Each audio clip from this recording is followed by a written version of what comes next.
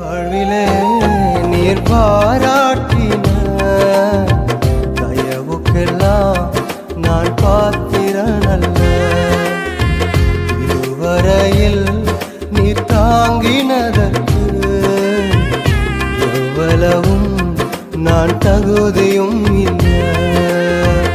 மாறாமலே உடனிருந்தி விலகாமலே நடத்தி வந்தி. மாறாமலே விலகாமலே